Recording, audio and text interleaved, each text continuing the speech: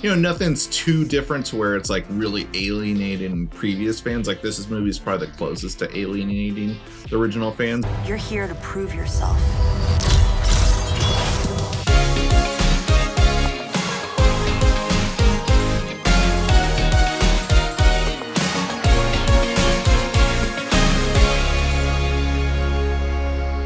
Drive-by movies, you're watching Fresh releases. My name's Blaise. And I'm James. And this week, we're talking the brand new film, Predator Badlands.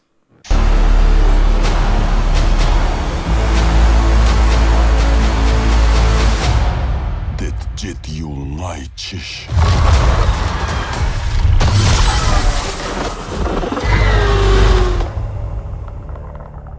Predator Badlands is the 7th movie in the franchise, or 9th if you consider Alien vs. Predator canon. This one is about a young predator outcast from his clan that finds an unlikely ally on his journey in search of the ultimate adversary. We have done lots of Predator Alien talk on our show, whether it's been like reviewing Alien Romulus or Prey, or having a screen scuffle between the Alien and Predator like original movies. So fitting that we check out this new one, Predator Badlands. Also, I believe we did watch Killers a couple of months ago. Blaise, what are your thoughts coming out of another Predator movie? So Dan Trachtenberg feels like he's ascended to the helm of the Predator franchise. Like he's not even a filmmaker anymore. He just is like in charge. He's like the Kevin Feige of Predator, it feels like at this point. Because I'm pretty sure he directed Killer of Killers, which we watched. He obviously directed this and Prey, and just everything was up from Prey, it seems like. This was definitely a pleasant surprise. I saw this in RPX? Yeah, I think whatever the Regal premium format was, and dude, this thing was loud and banging. So yeah, I really enjoyed this movie. It was a blast. What do you think of the film, James? Yeah, this is like, I wasn't the hugest fan of Prey like everyone else was praising it, but I did genuinely enjoy that movie. I just like kind of missed the over the top kind of ridiculousness of the like one-liners in the original Predator, or even the sequel Predators as well. But we're long past that at this point. I really did enjoy Killer of Killers, and Badlands. I know a lot of people are saying if you're not a fan of like kind of the newer Predator movies, you might not be the biggest fan of this one. But actually I'd say that this is probably one of my favorite ones in the franchise now. I generally enjoyed the pacing of it. It's there's a lot of great callbacks to things that are shown early on in the movie. Like, nothing that makes the movie groundbreaking, I guess you could say. It's just a very satisfying, fun movie that works well. And I saw that this movie was influenced by like a lot of video games, like just playing and just like working your way up to the final boss and having a satisfying conclusion with that. And you really feel that with this movie, I'd say. Yeah, actually one of my favorite games of all time, I know Dan Trachtenberg talked about, and it's a very small game, but it's called Brothers, where you basically play as two characters at the same time, and each one of them is on a different analog stick. I don't really know how much this is like that, other than the fact that you have our main Predator character carrying around Elle Fanning on its back. I think that's really the only thing that's similar to that video game. But he did mention it in the press junket, and I was like excited. And then when I watched it, I'm like, really? It was just the fact that that our main character is basically carrying around the other character in this film. But yeah, I just thought that was funny. I will say that this is probably the most video game-esque like movie I feel like we've gotten ever, in a way that's not based on a video game. It definitely feels video gamey beyond just being a CGI fest.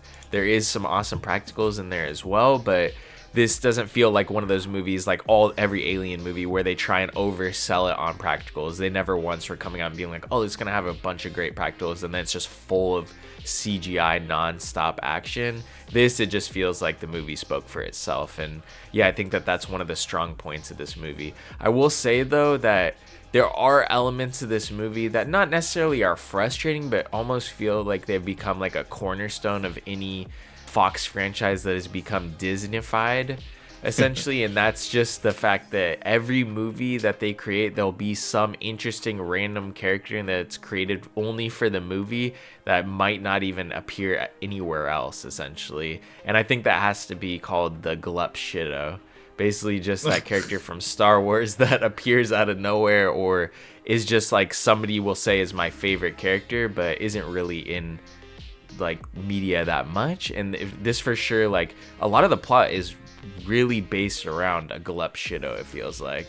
Are you talking about the little infant sidekick creature, I assume you're mentioning? Yeah, like definitely, like, I mean, I don't know if that's like a toy that was created or a stuffed animal, but it definitely does have that vibe of just like, we need something we can sell to the kids, give them something. And, you know, I don't think this movie is that movie that like kids are begging. Well, I mean, maybe a lot of like teenage boys are like down to go check out this movie and see it for the action, but like I don't know if they actually made stuffed animal creatures, but it does have that feel of like BB-8 or something like that. And yeah, I totally get what you're saying, but luckily though, you know, without spoiling too much though, that was like one of the things also that works out as like a cool like a callback later on in the movie, and like, you know, it does have its reason for being in the movie despite it like kind of taking you out at moments. Like, yeah, there were some moments with the creatures like, all right, this is a weird like cutesy moment and stuff, but Elle Fanning though I thought was such a delight though, and definitely like keeps it together. She's definitely like the over the top like comedic element that the movie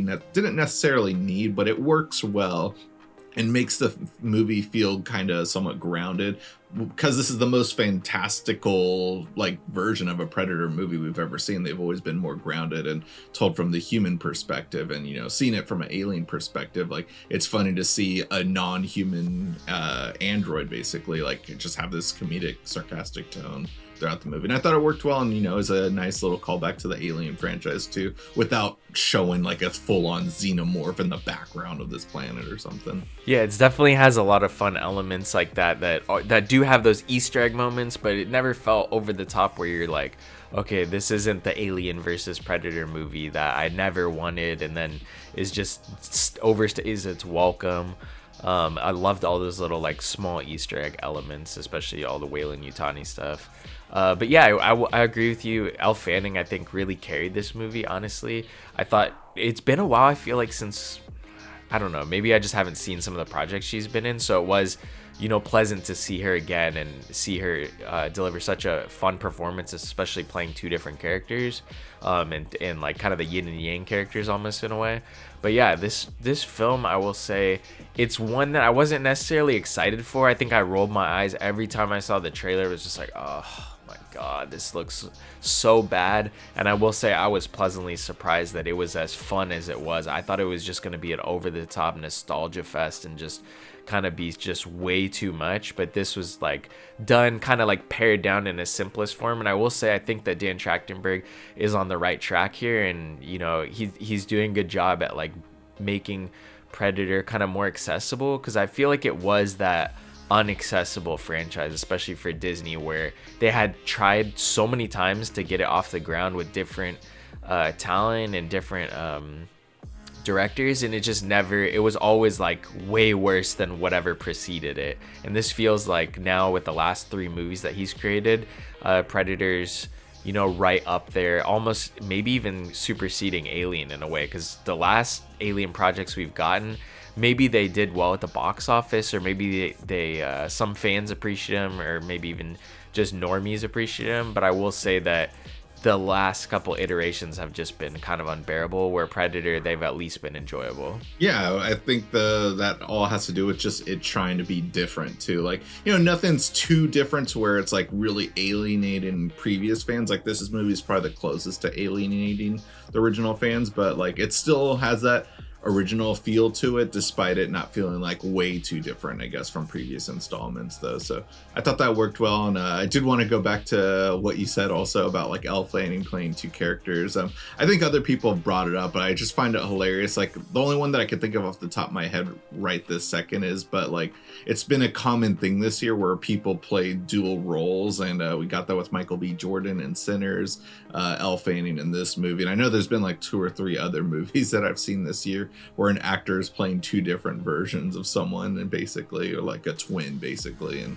just kind of cracked me up and was like a little fun fact, I thought. If you are on the fence about this one, definitely go check it out. I think it's worth the watch, and it was a lot of fun. Like, it's something that'll catch you by surprise. I think if you go in expecting, you know, like huge Predator lore dumps or something that's where the franchise is going to be headed in the future, this is probably not going to be for you. But just as a one-off, like, this was fun. They'll probably make I don't know if this did well at the box office. That's a question that I need answered, but I think if it did well, they'll probably follow it up. It definitely ends with like a almost a cliffhanger in a way for a Badlands sequel, so we'll see. I don't know if I'm necessarily excited for that. I kind of like the one-off aspect, but we'll see. Yeah, I think Dan Trachtenberg, I trust whatever he does with this Predator universe. I wish he kind of expanded and did other movies, but I mean, if he's gonna keep this Predator series like going, and each, you know, entry's been pretty strong, I'm excited to see the rest. Yeah, it's a bummer that Dan hasn't been able to do anything original. It's only been working in franchises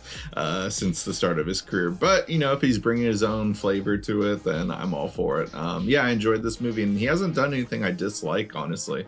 Like, none of his is like my favorite movie, but he's consistently throwing out bangers that, like, you know, might not be a home run, but they're solid doubles and triples that are keeping the bases going on and keeping the inning running. So I'm excited to see what goes on with the Predator franchise. Excited to see more what Dan does. You know, this movie wasn't necessarily a box office huge hit, but it is the most successful movie in theaters for a Predator movie. I mean, minus inflation and all that crap, but like, you know, legitimately it is though. So I'm sure we are going to get more, just we might not still see it at like a huge mainstream Star Wars level that Disney might want this franchise to be at.